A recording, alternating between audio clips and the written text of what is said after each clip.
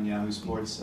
Benedict Mathurin, 27 points in 22 minutes. I think 5 of those 9 buckets were in the paint. I know there's been so much conversation about getting in the paint.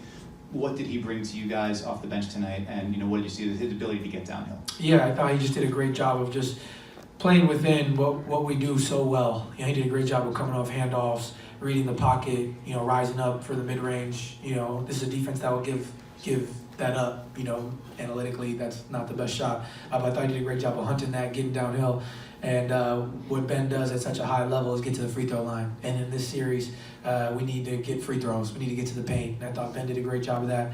Our bigs were great, Miles and Obi and Pascal, of setting solid screens to allow us to really get in the pocket and make reads.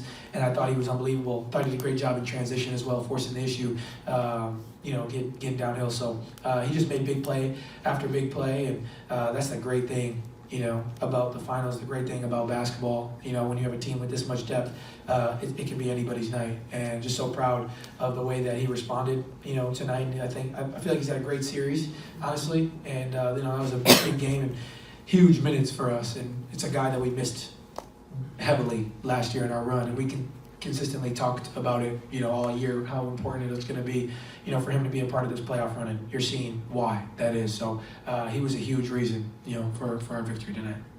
Third row on your left. Hey Tyrese, Jake Nissy, right here. Jake Nissy from the Daily Mail.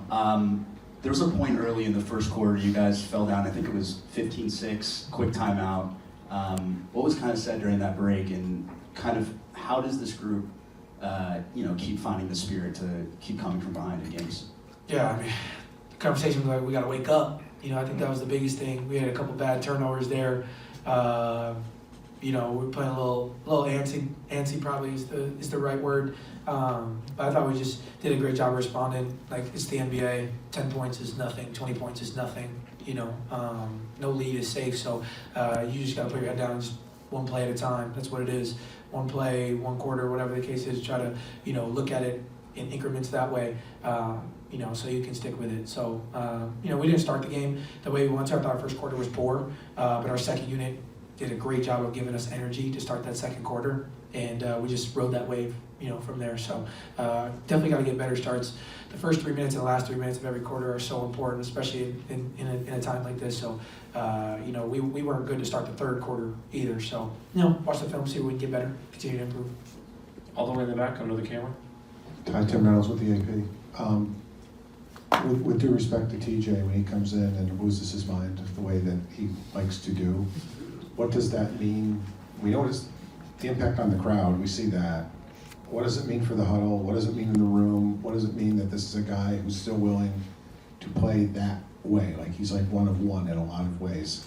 And then obviously he did stuff tonight that's never been done off the bench in a finals game. Just what has he meant, top to bottom, for this group? Yeah, I think his energy is unbelievable.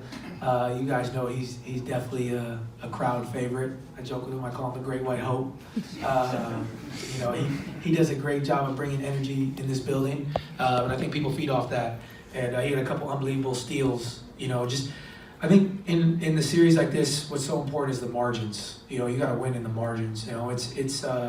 It's not necessarily who can make the most shots or anything. It's taking care of the ball, rebounding, little things like that. I thought he does a great job of just giving us energy plays consistently, and getting downhill and operating. Nobody operates on the baseline like that guy, So I thought he did a great job of consistently getting there and just making hustle play after hustle play, and sticking with it. And I thought we did a great job of just feeding off of what he was doing.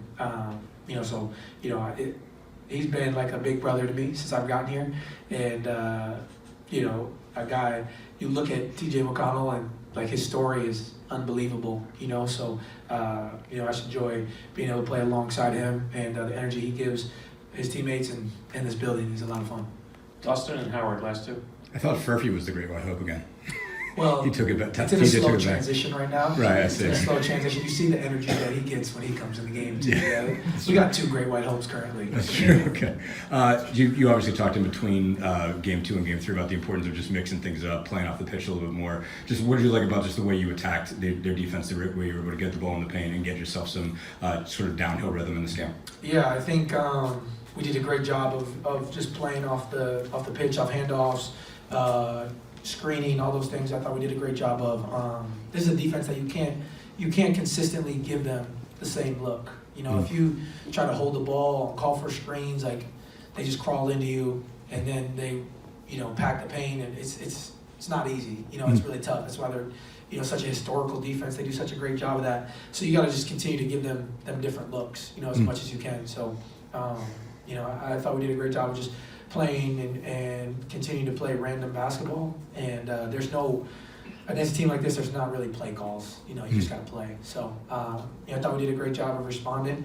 Now we got to watch the film, you know, see where we can get better. Still room for improvement. You know, we got adjustments to make. They got adjustments to make. But, you know, just got to consistently play, you know, pace after random basketball, and good things happen. So, I thought we did a great job of doing that tonight. Howard, last one. Howard back from the Ringer. Tyrese, you impact the game a lot of different ways, not just scoring, obviously, but when you don't score, there is sometimes some chatter. How cognizant were you of that chatter the last couple of days? Was it a conversation you had with coaches at all, and how do you go about kind of calibrating that balance between the playmaking and scoring in general? Yeah, I think the commentary is always going to be what it is. You know, most of the time, the talking heads on the major platforms, I couldn't care less, honestly. Like, what do they really know about basketball? But I think as a group, you know, and watching film myself, seeing where I can get better is important. And you know, I mean, at a time like this, I'm not really on social media as much. I try to stay off it as much as I can. But you know, you see it, and you know, ESPN might be on in my house, and there it is. And you know, it is what it is. But I think just seeing where I can be better is the most important thing. And having that reflection with myself. I talk a lot, obviously, with my trainer Drew and Coach Carlisle and all those guys, and it's a constant conversation of seeing where I can get better. There was adjustments that had to be made coming into today for me, and I thought I did a better job at that. And I'll watch film again and see where I can get better. But you know, I think there's going to be ebbs and flows. You know, I'm never going to be super great and shoot so many shots every game consistently. There's going to be games where I don't, and you know, I got to be able to find the right balance between the two. You know, but I mean, I think it's experience is the best way that I can learn from it. So seeing where I could be better is important through the first two games, and just trying to be better today. You know, taking what the defense gives me, trying to play the right way, and watch film, see where I can get better, and be ready to go for game 4. But the commentary is what it is at this point. You know, it doesn't matter. You know, we're here in the NBA Finals, 2 wins away from an NBA championship. So, you know, just got to stay with it, put my head down, keep working. And as a group, we just got to keep learning from our mistakes, see where we can get better, and take it a day at a time. Thank you, Tyrese. Appreciate it, guys. Pascal, I'll be right up. Pascal.